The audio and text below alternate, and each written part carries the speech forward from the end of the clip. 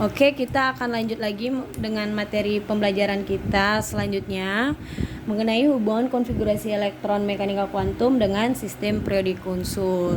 Pada subbab sebelumnya telah dijelaskan bahwa menurut teori atom mekanika kuantum bahwa elektron itu terletak pada orbital. Orbital itu adalah daerah kebolehjadian ditemukannya elektron.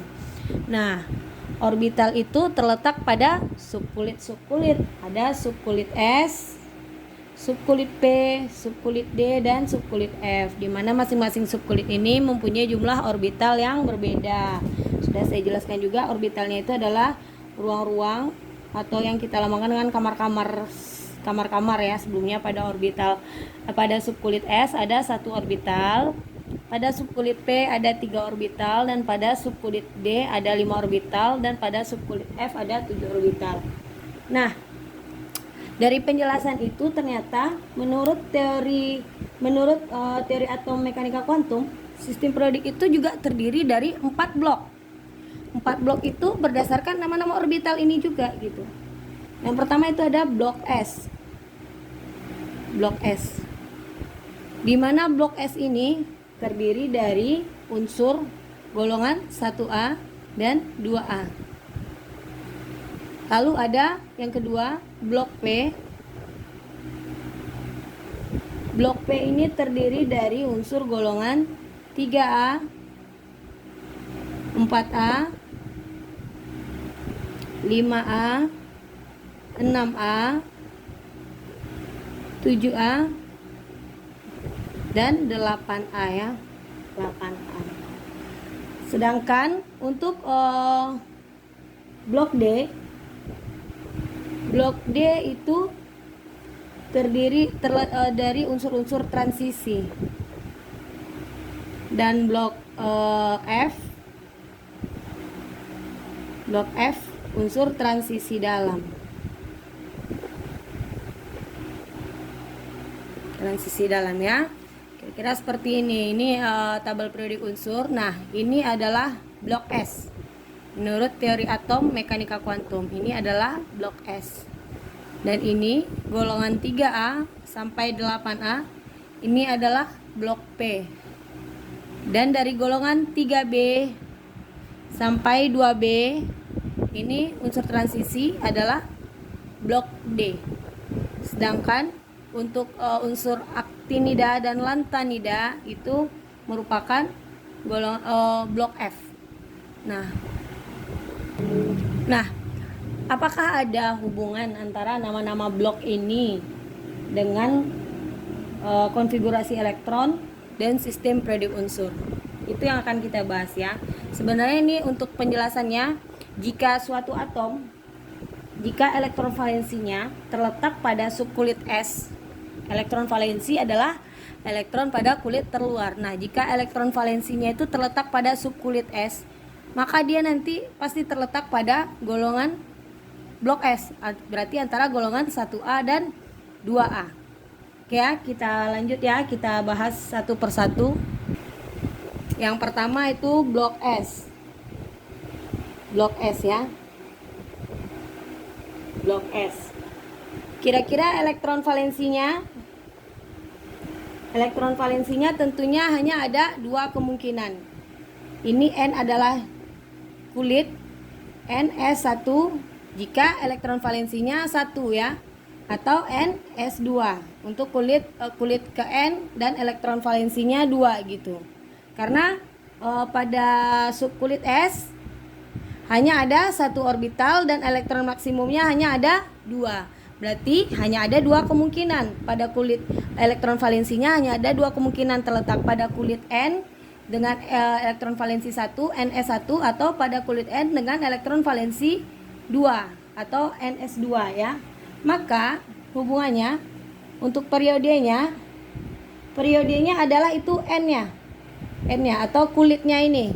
Misalnya dia di kulit pertama NS pangkat 1, berarti dia misalnya kulit pertama pada 1S1, maka dia periodenya periode 1, dan untuk golongannya adalah jumlah elektron valensinya golongan 1A, 2A. Kalau dia terisi penuh, atau elektron valensinya 2 pada subkulit S-nya. Ngerti nggak maksudnya? Kita masuk ke contoh misalnya ya, contoh misalnya 11 Na. Gimana konfigurasi elektronnya? Saya ingatkan kembali, kalian harus betul-betul menguasai bagaimana menuliskan konfigurasi elektron suatu atom atau suatu ion. Karena kuncinya di situ nanti. 1s1, 1s2, 2s2, 2p6, 3s1 ya. Nah, coba perhatikan elektron valensinya yang mana? Berarti yang ini. Berarti ini N-nya berapa? 3. N-nya ada berapa nih? 3. Berarti dia terletak pada periode 3. Periode 3, golongan berapa? Golongan 1 ya, karena ini elektron valensinya cuma 1, golongan 1A. Nah, karena itu kenapa pada blok S ini anggotanya itu hanya ada 2 golongan. Hanya golongan 1A dan 2A. Kemungkinan anggotanya itu hanya ada di 2 golongan ini. Kenapa? Karena elektron valensi, elektron pada kulit terluarnya hanya kemungkinan 2 itu. Karena pada subkulit S itu cuman ada 2 elektron maksimumnya. Kalau elektron valensinya 1, berarti dia di golongan 1A. Kalau elektron valensinya 2, berarti dia ada di golongan 2A. Nggak ada kan 1s3, nggak kan, karena pada subkulit S tadi jumlah elektron maksimumnya itu hanya 2, bisa jadi 1, bisa jadi 2. Karena itulah kenapa blok S itu hanya terdiri dari 2 golongan. Ngerti ya? Sekarang kita lanjut ke blok P. Nah, blok P. Blok P ini atau blok P ya. Untuk orbital P itu ada berapa orbitalnya? Ada 3 ya. Kemungkinan elektron valensinya ada berapa? Ada 6 ya. Bisa jadi di dalamnya hanya 1 elektron. Elektron valensinya bisa jadi 2, 3, 4, 5 atau 6. Nah, rata-rata subkulit P ini akan terisi jika subkulit S dengan subkulit S pada kulit yang sama sudah terisi penuh. Maka ada 6 kemungkinannya. Yang pertama, NS2P1. Jika elektron valensinya baru hanya 1 ya, yang terisi pada subkulit P. Bisa NS2P2, NS2P3, NS2P4, NS2P5, NS2P6. Karena memang harus terisi dulu yang subkulit S, baru terisi subkulit P ya. Dia berada di kulit yang sama biasanya. Nah, untuk periodenya yang mana? Periode ya tetap itu N-nya atau kulitnya. Kulit keberapa dia? Terakhirnya elektron valensinya itu ada di kulit keberapa? Sedangkan golongannya N ya, ini N, periodenya periode N semua ya, tergantung dia pada kulit keberapa. Sedangkan golongannya golongan apa? Karena ini kalau P-nya terisi baru 1, S-nya sudah ada 2 ya, maka dia ini terletak pada golongan 3A. Berapa elektron valensinya? 3 kan? 2 ditambah 1, 3. Nah, ini berapa? 2 ditambah 2, 4. 4A, ini 5A, ini 6A, 7A, lalu ini 8A. Jadi sesuai gitu. Pada golongan pada blok P itu ada 6 golongan. 1, 2, 3, 4, 5, 6. Karena ada kemungkinan 6. Ada 6 kemungkinan jumlah elektron yang terletak pada subkulit P itu gitu. Coba kita masuk ke contoh, misalnya boron 5. Elektron konfigurasinya bagaimana? 1s2, 2s2, 2p1. Nah, perhatikan ini. Kulitnya sama ya, sama-sama kulit kedua. Makanya tadi NS2P1 sudah terisi dulu 2 elektron pada subkulit S, baru 1 elektron di subkulit P. Maka ini golongan berapa? Periode berapa? Periodenya yaitu kulitnya. Kulit keberapa ini? Elektron valensinya yang ini ya, kulit yang paling terakhir di sini ya, kulit ke-2. Golongan Golongannya golongan ke berapa? Golongan 2, elektron valensinya berapa? 2 ditambah 1, berarti 3. Maka boron terletak pada periode kedua golongan ketiga ya. 3A, golongan 3A. Golongan 3A. Karena dia, perhatikan, dia berada di blok P. Elektron valensi yang paling terakhirnya itu ada di kulit P. Maka dia sudah pasti ini blok P. Ya, blok P terdiri dari golongan 3A sampai 8A. Selanjutnya kita masuk ke blok D. Sekarang juga kita masuk ke blok D. Blok D ini ada untuk orbital D itu ada, untuk subkulit D itu ada 5 orbital. 1 2 3 4 5 ya. 5 orbital. Jadi kemungkinan jumlah letak elektron pada kulit D itu ada 10 kemungkinan. Karena itu blok D ini terdiri dari 10 golongan. 10 lajur golongan, tapi tetap nanti ya di golongan 8 itu 3 lajur ya. 1 2 3 4 1 2 3 4 5 6 7 8 9 10. Ada 10 lajur golongan gitu ya. Cuma nanti untuk golongan 8 itu ada 3 lajur gitu. Jadi ada 3 kemungkinan. Rumusnya bagaimana? Elektron valensi N S 2 N kurang 1 D 1 N S 2 N kurang 1 D 2 N S 2 N kurang 1 D 3 N S 2 N kurang 1 D 4. Ini benar nggak nih? Salah ya, ini NS1 ND5. Kenapa bisa begitu? Nanti saya jelaskan ya. NS2 N kurang 1 D5 lagi. Tapi ini 1 elektronnya, ini 2. NS2 N kurang 1 D 6 7 8. Lalu NS2 N kurang 1 D D9. Salah ya, berarti ini harusnya N1, ini D10. Kenapa begini yang 2 ini? Ini NS2 N kurang 1 D10. Untuk periodenya saya jelaskan itu ya. Untuk periodenya yaitu N-nya, kulit keberapa ini pada pada orbital pada subkulit S-nya. Periodenya itu N-nya ya. 2 3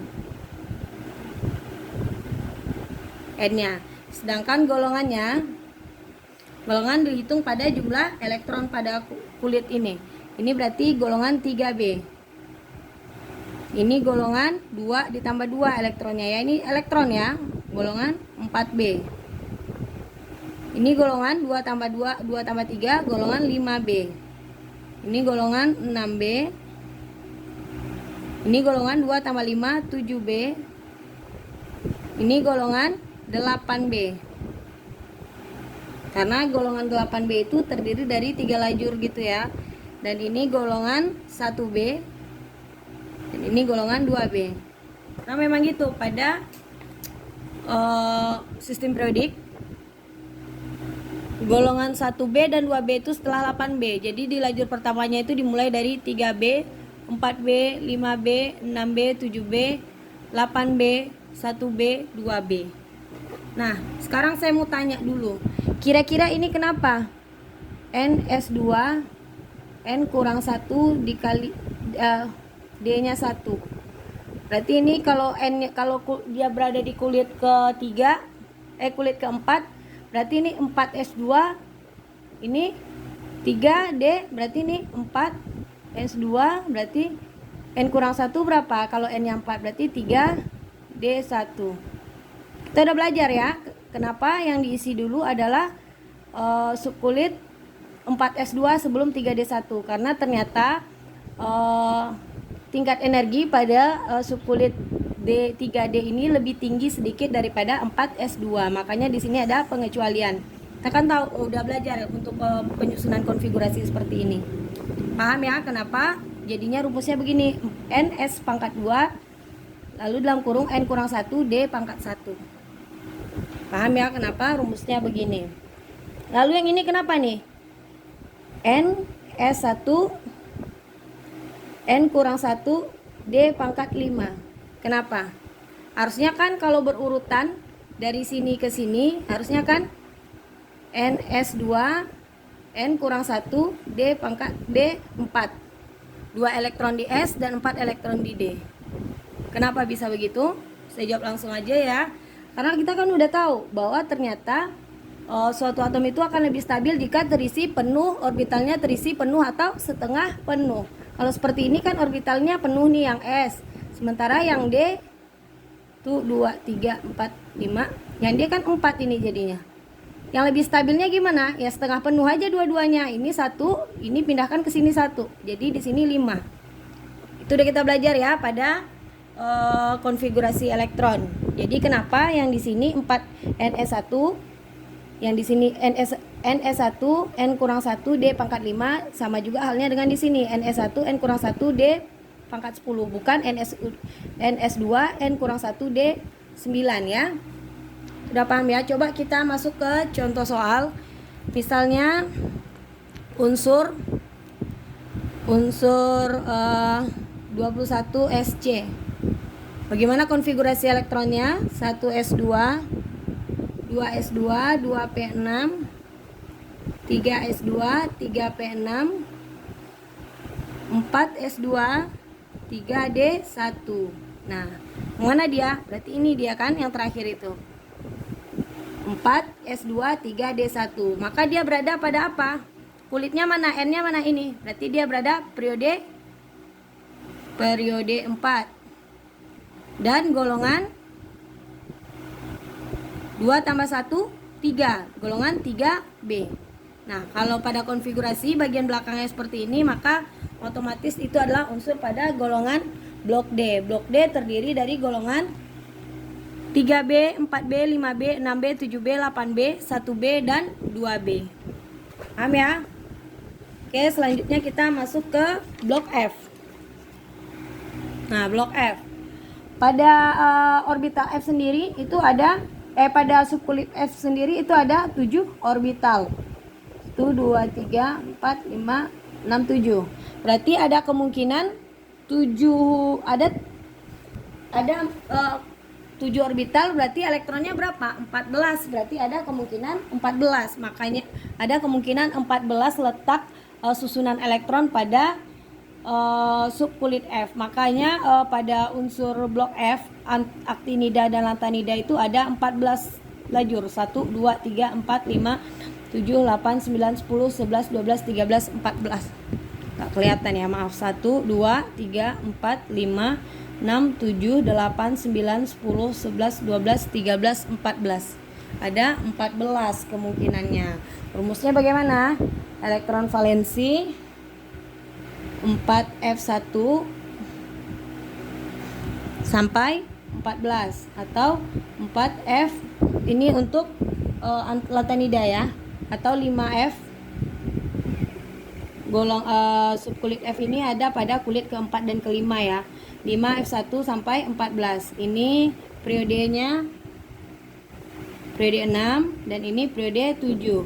Sedangkan golongannya ini untuk lantanida, ini aktinida. Kenapa dia 6 dan 7 aja periodenya? Karena dia memang terletak di sini, harus di sini. Ini 6 7, tapi disusun di bawah ini gitu. Oke ya. Untuk contohnya mungkin Ananda bisa sendiri nanti, dan lagian ini juga nggak terlalu sering kita gunakan. Biasanya yang paling sering itu unsur-unsur golongan utama.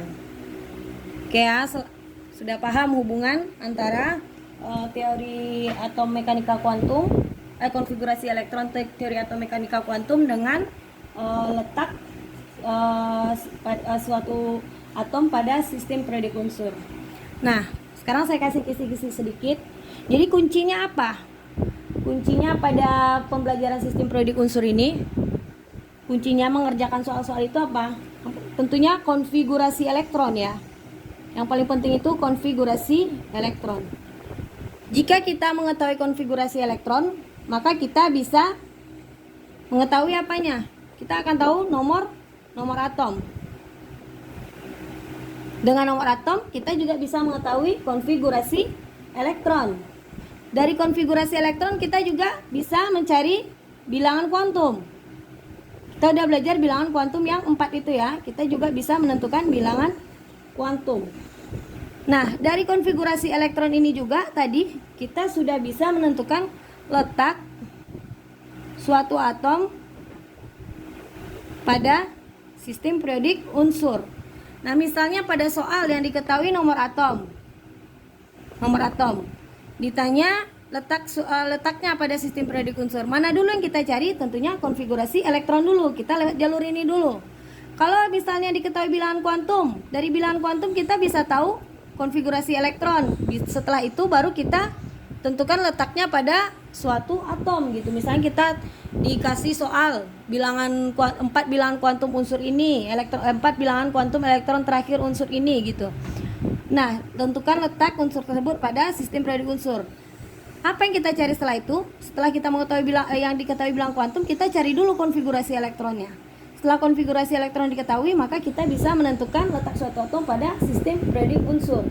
Nah, dari konfigurasi elektron juga tadi kita bisa mengetahui elektron valensi atau elektron yang terletak pada kulit terluar.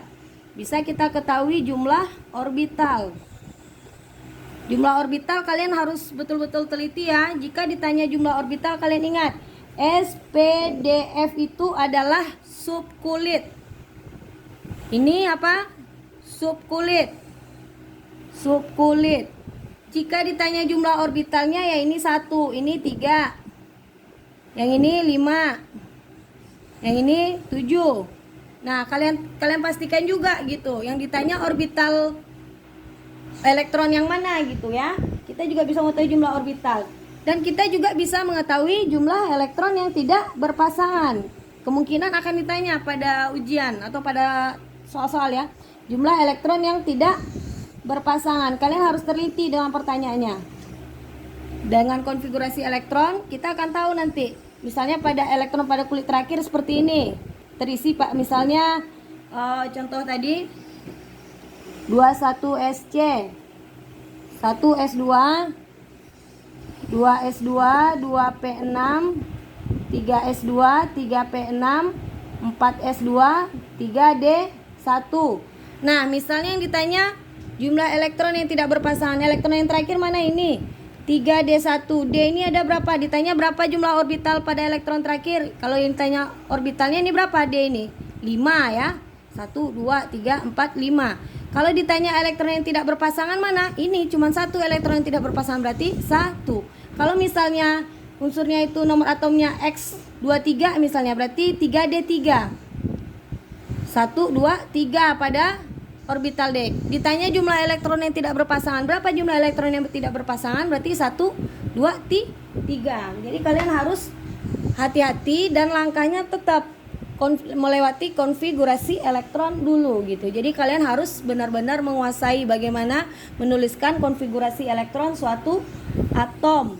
Dan kita juga bisa mengetahui konfigurasi, dari konfigurasi elektron kita bisa mengetahui konfigurasi ion.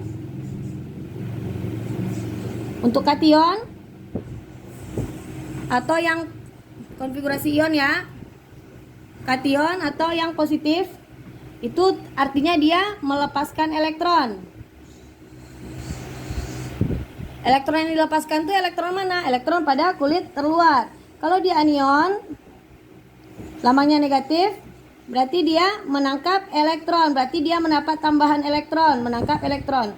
Nah, dia kalau kation positif berarti dia melepaskan elektron, berarti jumlah elektronnya berkurang dari jumlah tanpa dia bermuatan. Kalau anion itu dia menangkap elektron, berarti jumlah elektronnya bertambah dari bentuk normalnya ya. Oke, semoga Ananda paham dan bisa mengerjakan soal-soal pada UTS nantinya. Terima kasih, saya akan lanjut ke video berikutnya.